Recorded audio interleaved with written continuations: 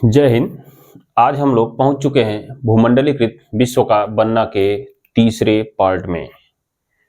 तो आज की क्लास हमारे लिए बहुत इंपॉर्टेंट रहने वाली है, क्योंकि आज की क्लास में आज मैं आपके लिए चुन चुन के ऐसे टॉपिक लेकर आया हूं जिसमें से हर टॉपिक आपके पेपर में पूछा गया है।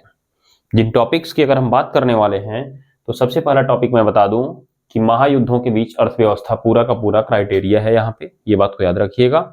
इसमें पहला टॉपिक हमारा है प्रथम विश्व युद्ध का विश्व पर क्या प्रभाव पड़ा था।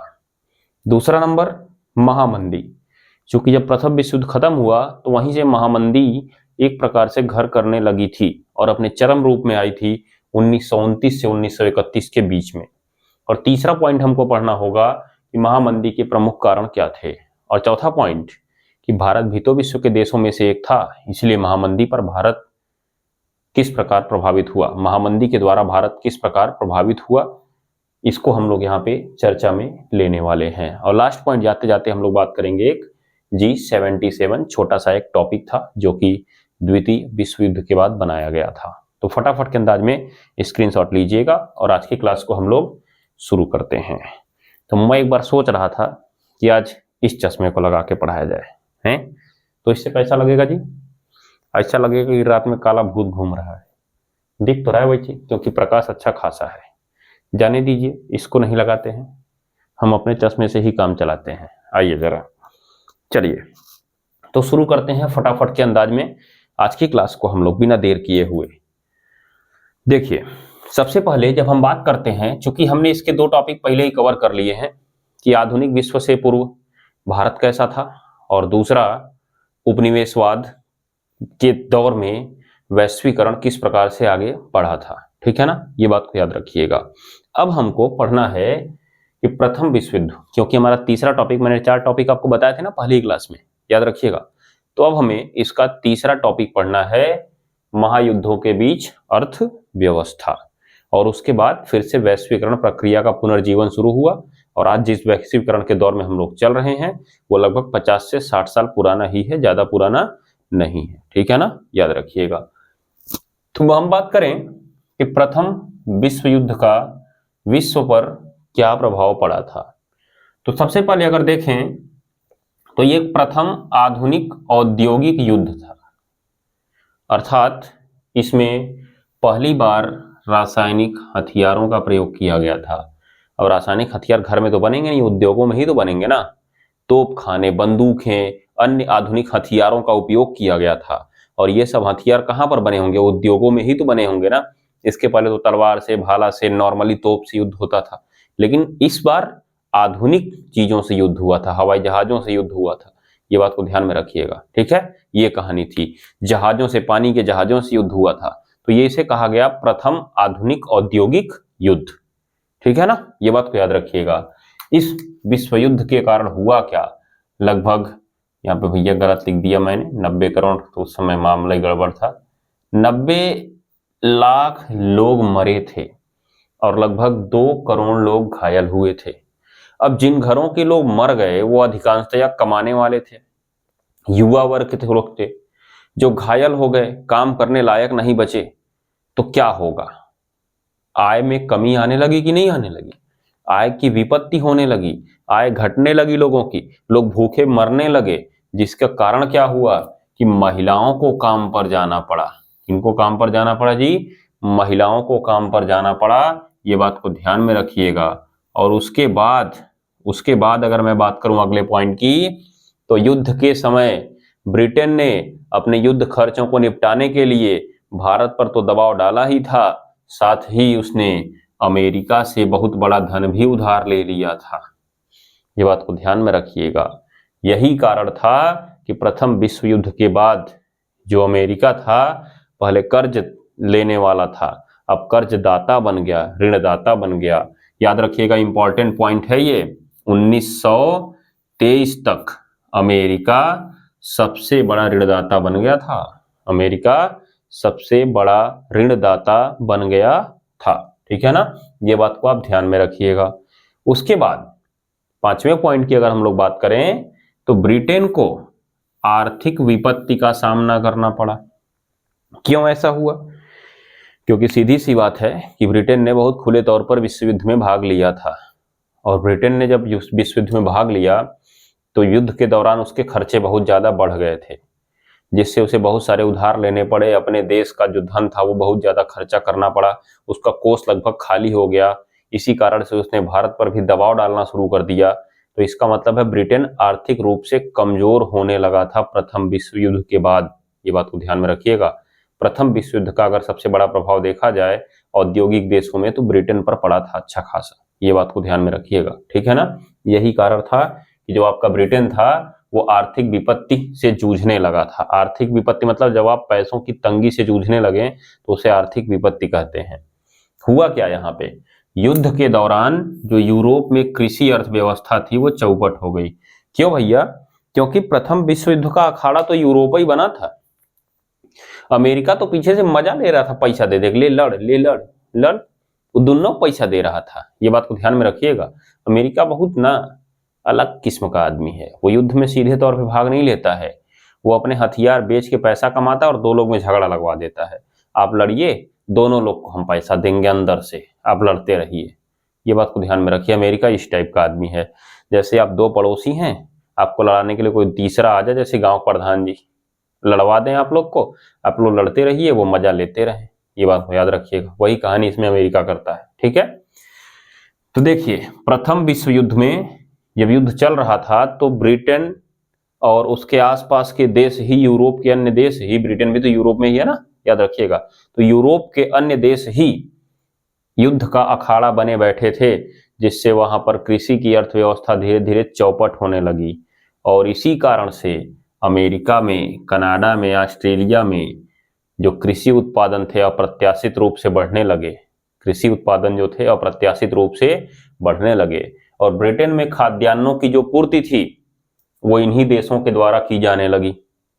और जब विश्व युद्ध समाप्त हुआ तो धीरे धीरे वहां की कृषि अर्थव्यवस्था ने फिर से पुनर्जीवित होना शुरू कर दिया और फिर से वहां पे उत्पादन बढ़ने लगा। लेकिन क्या था कि यहाँ से जो गेहूं आ रहे थे वो काफी सस्ते आ रहे थे, आयातित गेहूं काफी सस्ते थे। इसीलिए यूरोप के जो किसान थे वो इनका सामना नहीं कर पाए और अति उत्पादन की समस्या से जूझने लगे। ये बात को ध्यान में रखिएगा। और धीरे धीरे जो समस्त विश्व था वो महामंदी के गर्त में आगे बढ़ने लगा। और ब्रिटेन के जो किसान थे वो क्या करने लगे, या तो पलायन करने लगे या तो भूखे बेरोजगार होकर मरने लगे, ठीक है। तो यही कहा गया, ब्रिटेन ने आर्थिक विपत्ति का सामना किया था। कब? प्रथम विश्व युद्ध के बाद। क्लियर है? याद रखिएगा। एक लास्ट पॉइंट भी आप इसमें जोड़ सकते हैं कि शक्तिशाली आर्थिक ताकतों के जो मध्य संबंध था वो टूट गया। अगर ये शक्तिशाली आर्थिक ताकतें एक साथ सब के सब रहे होते, आराम से, इनको मालूम था कि किसी भी देश को विकसित होने के लिए दूसरे देश की जरूरत पड़ेगी, एक देश दूसरे देश के बिना नहीं रह सकता है। ये बात को याद रखिएगा। तो अगर ये लोग केवल अच्छे से व्यापार किए होते, मार झगड़ा नहीं किए होते, मार कुटाई नहीं की होते, तो शायद आज विश्व का परिदृश्य अलग होता। ये बात को ध्यान में रखिएगा। परंतु जब इनके युद्धों के भी कारण इनके आर्थिक संबंध टूट गए तो इन लोगों ने व्यापार भी बंद कर दिए। ये लोग केवल एक दूसरे से बदला लेने पर उतारू हो गए। ये बात को ध्यान में रखिएगा। किसी तरीके से, चाहे उसको आर्थिक तरीके से तोड़ दीजिए, चाहे राजनीतिक तरीके से तोड़ दीजिए, चाहे सैनिक तरीके से तोड़ दीजिए, बस इनका यही एकमात्र मकसद हो गया। ये बात को याद रखिएगा। तो प्रथम विश्व युद्ध का यह भी विश्व पर प्रभाव पड़ा कि प्रथम विश्व युद्ध ने विश्व के प्रमुख देशों को अलग थलग कर दिया, अर्थात जो आपस में एक दूसरे से जुड़े थे उनको भी अलग अलग कर दिया। क्लियर है? ये बात को याद रखिएगा। उसके बाद क्या कह रहा है, इतनी बातें तो हो गई प्रथम विश्व युद्ध के अर्थव्यवस्था पर प्रभाव, अर्थात विश्व पर प्रभाव की। तो आप इन पॉइंट्स को अपने कॉपी में लिख सकते हैं और पेपर में भी लिखेंगे तो आपको नंबर मिल जाएगा। अब मैंने कहा ना कि जैसे जैसे वहां पे अति उत्पादन की समस्या बढ़ने लगी, तो हुआ क्या कि धीरे धीरे जो विश्व था वो महामंदी के गर्त में जाने लगा। और ये उभर कर दिखी कब? 1929 में। देखिए, जो कोई घटना जब घटित होती है तो ऐसा थोड़ी ना कि वो तुरंत होती है, तुरंत घटित हो जाती, नहीं, उसके काफी कारण होते हैं। कुछ तो तात्कालिक कारण होते हैं और कुछ पुराने कारण होते हैं जो घर किए रहते हैं। जैसे आप अपने पड़ोसी से एकदम जल रहे हैं, अंदर अंदर एकदम आप कुढ़ रहे हैं, आप सोच रहे हैं क्या पाएं, क्या कर दें इसको, लेकिन कोई मौका नहीं मिल रहा है। लेकिन एक दिन हल्का सा भी मौका मिल गया कि उसका जो कुतौआ था आपके यहाँ आके टॉयलेट कर दिया, बस आप शुरू हो गए लेके उसी बात को उठाकर। तो क्या कुत्ता आया टॉयलेट किया यही कारण था क्या युद्ध होने का आपके पड़ोसी से? नहीं, वो जो बहुत पहले से आप उसके विरोध में अपने दिमाग में एक उपज पैदा कर रहे थे, उसी का पूरा पूरा प्रवाह था वहां पे, और आपने पूरे आवेग से अपने पड़ोसी से लड़ाई शुरू कर दी। बस वही कहानी इन लोग के साथ भी थी कि जो महामंदी आई 1929 से 1931 में देखने को मिली थी, तो ऐसा थोड़ी था तुरंत ही, काफी लंबे समय से शुरू हुई थी वो, याद रखिएगा। और उसने अपना पूरा रौद्र रूप कब दिखाया? 1929 में। तो पूछा जाता है महामंदी की शुरुआत कब हुई थी? 1929 में। कब तक चला था? 1931 तक। ये बात को ध्यान में रखिएगा। तो महामंदी से आशय क्या है, पहला आपके सवाल में पूछा जाता है।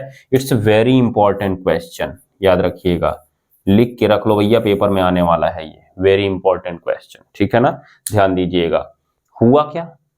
वर्ष 1929 में संसार के अधिकांश देशों में आय, उत्पादन, रोजगार और व्यापार में तीव्र गिरावट देखी गई। याद रखिएगा, तीव्र गिरावट देखी गई, और यह जब लंबे समय तक रुक गई तो इसी घटना को महामंदी नाम दिया गया, अर्थात पूरा विश्व नीचे जाने लगा, ठीक है ना। इसी को क्या नाम दिया गया? महामंदी नाम दिया गया।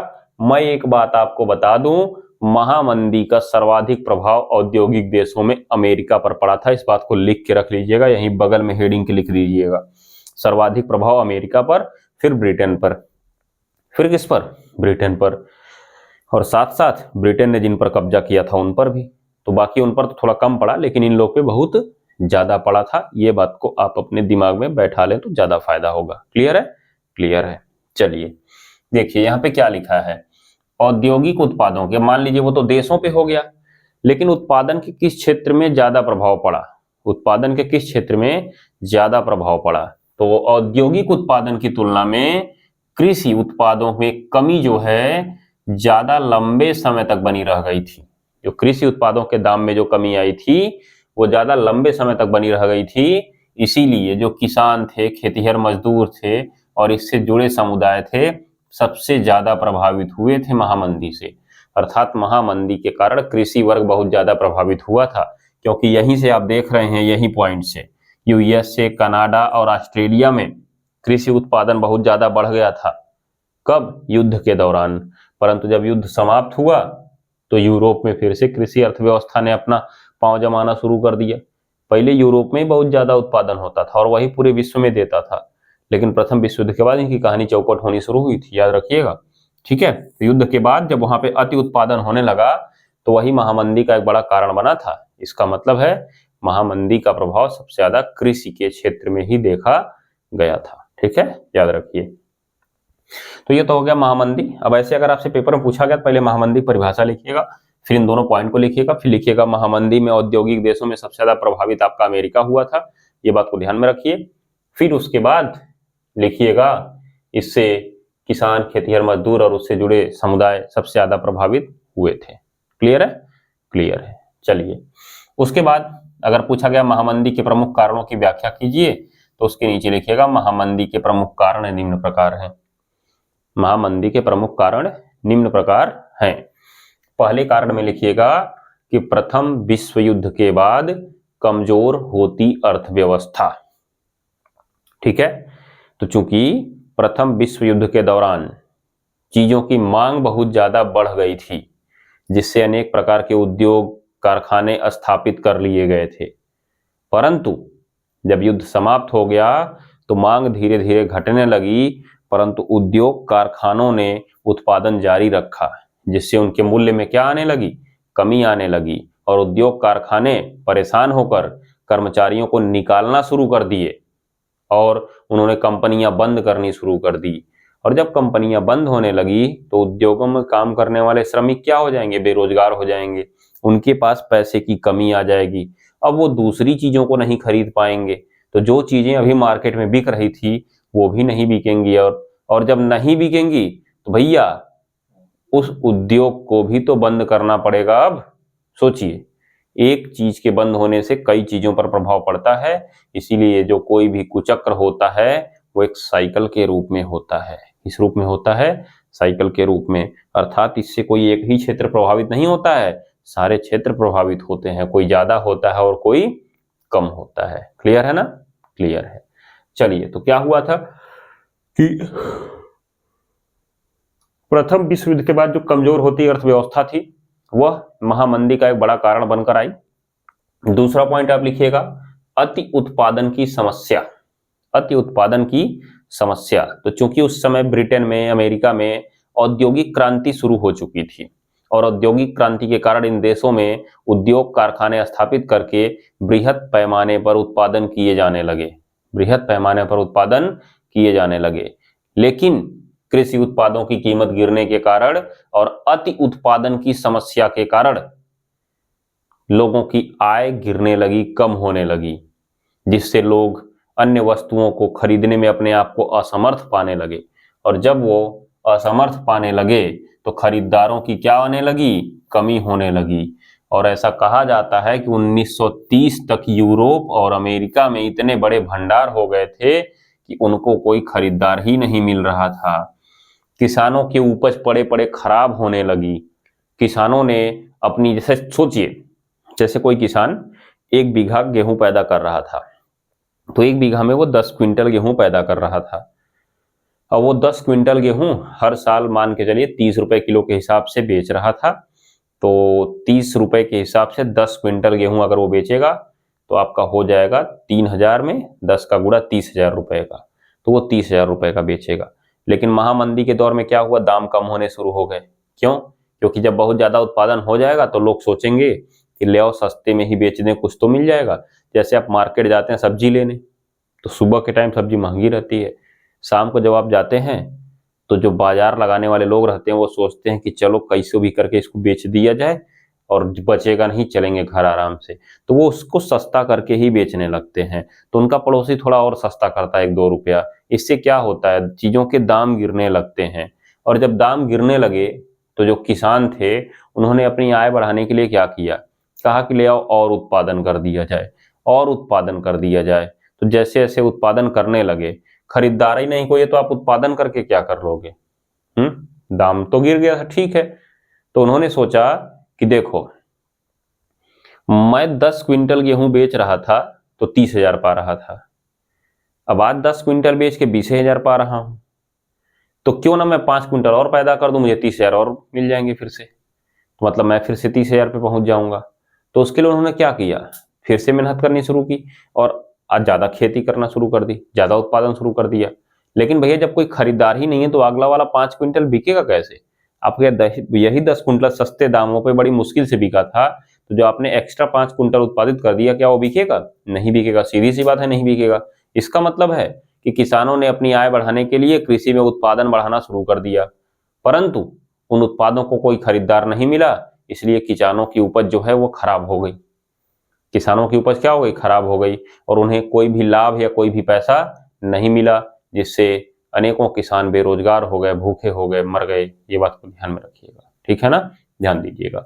तो ये इसकी कहानी थी, अति उत्पादन की समस्या। इस पॉइंट को आप इतना भी लिख देंगे तब भी काम हो जाएगा। अगला और एक इंपॉर्टेंट पॉइंट था वॉल स्ट्रीट संकट। वॉल स्ट्रीट संकट, तो जैसा कि अभी मैंने शुरू में आपको बताया कि 1930 तक अमेरिका जो था सबसे बड़ा ऋणदाता बन गया था। 1930 तक अमेरिका जो था सबसे बड़ा ऋणदाता बन गया था, ये बात को ध्यान में रखिएगा। तो लगभग 1920 से 25 तक की अगर मैं बात करूं तो विश्व के अधिकांश देश अमेरिका से कर्जा ले लेकर अपना काम कर रहे थे। मतलब उनको जब कोई खरीदार नहीं मिलेगा, पैसा नहीं मिलेगा, तो कर्जा कहां से लेंगे? अमेरिका से लेंगे, ये बात को ध्यान में रखिएगा। तो विश्व के लगभग अधिकांश देश अमेरिका से कर्जा ले लेकर अपना काम करने लगे। परंतु जब 1925 का दौर समाप्त हो रहा था और दुनिया आगे बढ़ रही थी, तो अमेरिका के जो ऋणदाता थे, अमेरिका के ऋणदाता जो थे और अमेरिकी जो बैंक थे, उन्होंने सोचा कि चीजों के दाम अब गिर रहे हैं, हो न हो मंदी आने वाली है, इसीलिए जितना जल्दी से जल्दी हो सके हम अपने पैसे को वापस मंगवा लेते हैं, जिससे हमको कोई घाटा ना हो। तो अमेरिकी बैंकों और, ध्यान दीजिएगा, अमेरिकी बैंकों और ऋणदाताओं ने उधारदाताओं देश से या उधारी देशों से अपने उधार मांगने शुरू कर दिए। अपने उधार मांगने शुरू कर दिए, जिससे उन देशों की अर्थव्यवस्था डूबने लगी। जिससे उन देशों की अर्थव्यवस्था क्या होने लगी? डूबने लगी। ये बात को ध्यान में रखिएगा। साथ ही अमेरिका ने अपने देश को मंदी से बचाने के लिए आयात शुल्क दोगुने कर दिए। अर्थात अगर कोई हमारे यहाँ ले आके सामान बेचेगा तो जितना टैक्स पहले लेते थे उसका दोगुना टैक्स अब लेंगे। इसीलिए कोई बाहर से हमारे यहाँ सामान ला के बेच ही नहीं पाएगा, तो बाहर के देशों के माल बाहर ही रखे रह गए और उनकी अर्थव्यवस्था फिर डूबने लगी। ये बात को ध्यान में रखिएगा। परंतु अमेरिका को लगा कि नहीं, मैं बच जाऊंगा। ऐसा हुआ नहीं, क्योंकि भैया आपके माल भी तो पूरे विदेशों में बिकते थे, और जब आप दूसरे का माल नहीं लेके आएंगे तो दूसरे देश में आपका माल कैसे जाएगा जब वहां पे पैसा ही नहीं होगा। तो अमेरिका अपने आप को बहुत हीरो समझ रहा था, लेकिन हो गया बेचारा जीरो। इसीलिए महामंदी से सबसे ज्यादा प्रभावित कौन हुआ था? अमेरिका हुआ था। ठीक है ना। यही कारण था कि 1929 में अमेरिका के वॉल स्ट्रीट नामक स्थान पर एक न्यूयॉर्क स्टॉक एक्सचेंज था। न्यूयॉर्क स्टॉक एक्सचेंज था। यह बात को ध्यान में रखिएगा। यहां पे शेयर के मूल्य गिरने लगे, जिससे वहां के निवेशकों को लगा, निवेशक मतलब जो किसी कंपनी में अपना पैसा लगाते हैं उनको निवेशक बोलते हैं। ठीक है। तो निवेशकों को लगा कि ये तो मूल्य गिर रहा है, इसीलिए हमें अपने शेयर जल्दी जल्दी बेच देने चाहिए। तो उन लोगों ने अपने सारे शेयर सस्ते दामों पर बेचना शुरू कर दिया, जिससे वो स्टॉक एक्सचेंज धराम हो गया, बहुत ज्यादा नीचे गिर गया, जिससे चीजों की कीमतें और गिरने लगी, कंपनियों की वैल्यू गिरने लगी। यही कारण था कि पूरा विश्व महामंदी की चपेट में आने लगा और अमेरिका भी उस चपेट में आ गया था। तो चूंकि ये वॉल स्ट्रीट संकट क्या था? अमेरिका में वॉल स्ट्रीट नामक स्थान पर एक न्यूयॉर्क स्टॉक एक्सचेंज के मूल्यों में या शेयर मूल्यों में अचानक होने वाली कमी को ही वॉल स्ट्रीट संकट नाम दिया गया था। ठीक है ना। ये बात को ध्यान में रखिएगा। तो ये घटना अक्टूबर 1929 की है। उसी के बाद महामंदी ने अपना प्रभाव शुरू कर दिया था दिखाना। ठीक है। ऐसा कहा जाता है कि अमेरिका ने इस महामंदी को समाप्त करने के लिए अपने यहाँ पर गड्ढे खुदवाने और पटवाने शुरू कर दिए। क्यों? क्योंकि जो उद्योग धंधे थे वो तो बंद हो रहे थे, तो कंपनी के जो कामगार थे वो तो बेचारे बेरोजगार हो रहे थे। अब जब आदमी बेरोजगार हो गया तो क्या खरीदेगा? कुछ नहीं खरीद पाएगा। तो जो चीज अभी बिक रही थी वो भी नहीं बिक पाएगी, और अगर वो नहीं बिक पाएगी तो उसकी कंपनी बंद होगी, उसके कर्मचारी बेरोजगार होंगे। इस प्रकार से ये पूरे जगह पे विद्यमान हो जाएगी। होगी कि नहीं होगी? ये बात को ध्यान में रखिएगा। तो ऐसा कहा जाता है कि अमेरिका ने महामंदी को समाप्त करने के लिए गड्ढे खुदवाने और पटवाने शुरू किए। अर्थात दिन में मजदूर लगवाते थे गड्ढा खोदने के लिए और रात में दूसरे मजदूर लगवाते थे उसको पाटने के लिए। उससे क्या हुआ कि लोगों ने काम करना शुरू किया और लोगों के पास पैसा आना शुरू हुआ, और जब आपके पास पैसा आएगा तो आप चीजें जरूर खरीदने जाएंगे, और जब आप चीजें खरीदेंगे तो फिर से उसकी मांग बढ़ेगी, और जब मांग बढ़ेगी तो वो कंपनी फिर शुरू होगी, और वो कंपनी अगर फिर शुरू होगी, ध्यान दीजिएगा मेरी बात को, वो कंपनी अगर फिर शुरू होगी तो उसको फिर से कर्मचारी चाहिए, फिर वो कर्मचारी लेकर जाएगी। अब वहां से क्या होगा? कर्मचारियों को फिर पैसे मिलेंगे, फिर वो सामान खरीदेंगे, फिर खरीदेंगे, फिर खरीदेंगे। इस प्रकार से अर्थव्यवस्था फिर से ऊपर उठने लगेगी। तो अमेरिका ने तगड़ा जुगाड़ लगाया था। ठीक है, ये बात को याद रखिए। तो ये हो गया तुम्हारा प्रथम विश्व युद्ध का पूरा कारण। अब बात उठती है कि प्रथम विश्व युद्ध का भारत पर, सॉरी उल्टा मैं प्रथम विश्व युद्ध बोल रहा हूं जी, महामंदी का प्रमुख कारण था। किसका कारण था जी? महामंदी का। और इस महामंदी का भारत पर क्या प्रभाव पड़ा? तो सवाल उठता है कि महामंदी का भारत पर प्रभाव क्यों पड़ा था? चूंकि महामंदी में बहुत ज्यादा प्रभावित देशों में कौन था? ब्रिटेन भी था। सबसे ज्यादा अमेरिका माना जाता है, लेकिन ब्रिटेन भी था। ठीक है ना। तो महामंदी से सबसे ज्यादा प्रभावित होने वाले देशों में ब्रिटेन भी था। इसलिए ब्रिटेन के जो उपनिवेश थे वो भी महामंदी के प्रभाव से अछूते नहीं रहे थे। महामंदी के प्रभाव से भारत भी अछूता नहीं रहा था, और महामंदी के भारत पर निम्नलिखित प्रभाव पड़े थे भैया। महामंदी के भारत पर निम्नलिखित प्रभाव पड़े थे। ठीक है ना, ध्यान दीजिएगा। कौन कौन से पड़ा, जरा देखा जाए।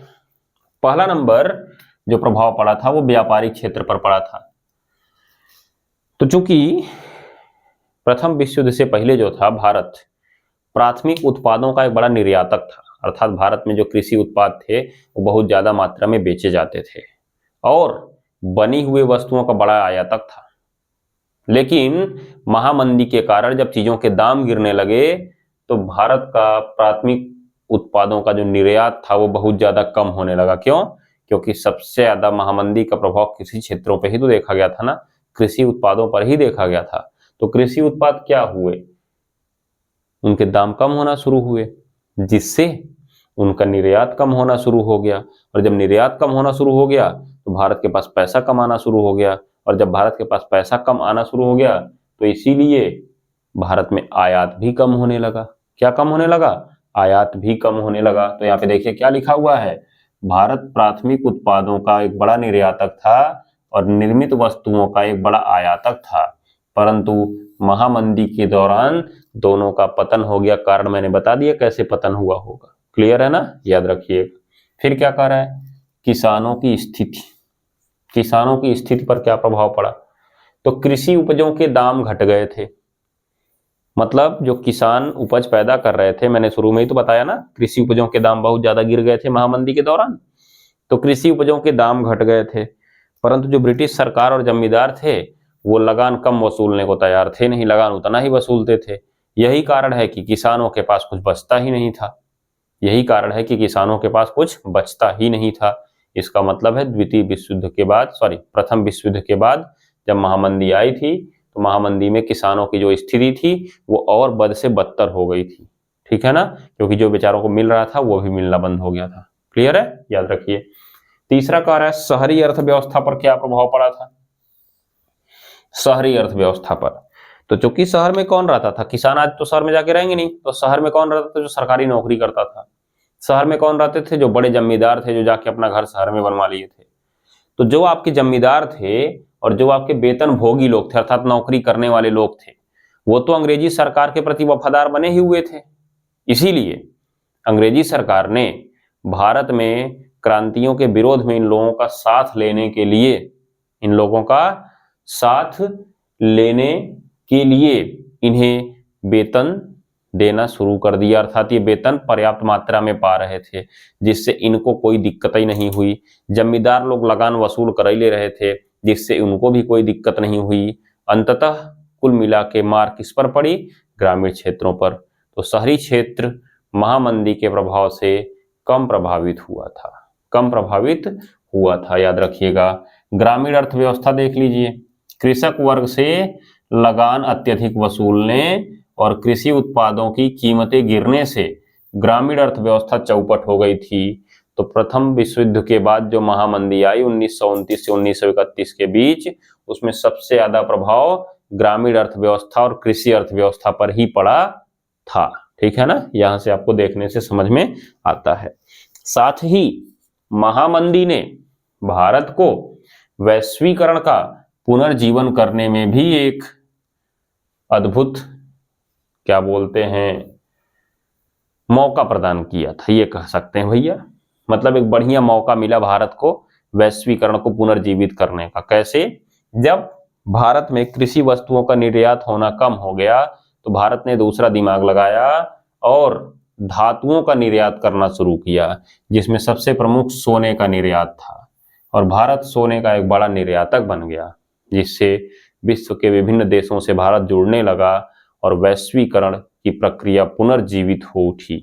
अर्थात एक देश दूसरे देश से जुड़ने लगे और धीरे धीरे जो विश्व थे वो मंदी के दौर से बाहर निकलने लगे। तो भारत का एक बड़ा योगदान था इसमें, ये बात को याद रख लीजिएगा आप लोग। तो ये हो गया आपका भारतीय अर्थव्यवस्था पर महामंदी का प्रभाव। हर एरिया पर मैंने आपको बता दिया है। आप इस चीज को अपनी कॉपी में लिखिएगा, और ज्यादा मन करे तो और ज्यादा लिखिएगा, नहीं तो इतना ही लिखिएगा, कोई दिक्कत नहीं। बस आपको कहानी सुन के चीजें याद होनी चाहिए। लास्ट चलते चलते मैं आपसे बात कर लेता हूं G77 की। इसे बोलते हैं ग्रुप ऑफ 77। Group of 77। हुआ क्या कि जब द्वितीय विश्व युद्ध समाप्त होने वाला था तो मैंने पिछली क्लास में आपको बताया था ब्रेटन वुड्स सम्मेलन।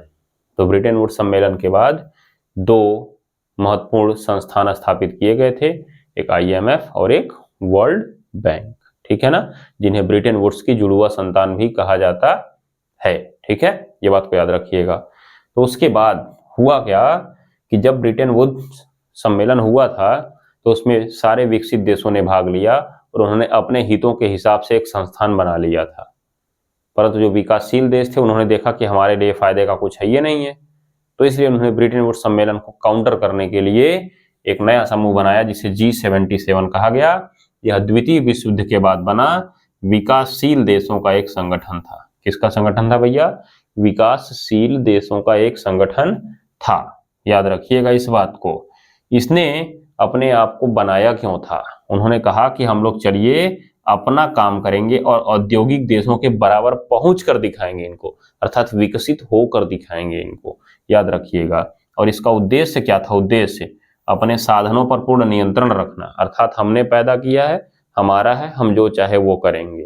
ठीक है। इनके कच्चे माल जो थे और इनके उत्पादों को बेचने के लिए उचित बाजार तलाश करना, अर्थात ये लोग निर्धारित करेंगे कि किस मार्केट में, किस विकसित देश में हमें किस प्रकार से माल को बेचना है। तो ये था आपका ग्रुप ऑफ 77, जो कि विकासशील देशों का एक समूह था और ब्रिटेन वुड्स को काउंटर करने के लिए बनाया गया था। क्यों? क्योंकि ब्रिटेन वुड्स से इनको कोई लाभ नहीं मिल रहा था। काहे के लिए? क्योंकि जो ब्रिटेन वुड्स सम्मेलन था वो तो बड़े बड़े औद्योगिक देशों के बीच ही किया गया था, इसीलिए वो लोग पहले अपना हित सोचेंगे तब बाकियों का सोचेंगे, इसीलिए उन्होंने उसका बहिष्कार किया और अपना एक नया समूह बनाया। ठीक है ना, याद रखिएगा। तो आज की कहानी में बस इतना ही। अब हम लोग मिलेंगे कल की क्लास में, तब तक के लिए टाटा बाय बाय। अगर क्लास अच्छी लगी हो तो अपने मित्रों के साथ शेयर जरूर करेंगे और एक बढ़िया सा कमेंट करके जरूर जाएंगे। जाते जाते मैं 5 राज्य बोलता हूं, उनकी आप राजधानी कमेंट बॉक्स में मुझे बताइएगा। पहला मध्य प्रदेश, महाराष्ट्र, बिहार, झारखंड, छत्तीसगढ़। मध्य प्रदेश, महाराष्ट्र, बिहार, झारखंड और छत्तीसगढ़। आप इनके आंसर कमेंट बॉक्स में लिख के बताइएगा। अगर हम भारत के नक्शे पर बात करें तो ये देश कहां पर हैं, जरा मैं आपको बता देता हूं छोटा सा नक्शा बनाकर। सॉरी, देश बोल दिया मैंने, राज्य। ये राज्य कहां पर है भारत के नक्शे पर? देखिए, जो भारत का नक्शा है वो अगर कुछ इस तरीके से बनता है,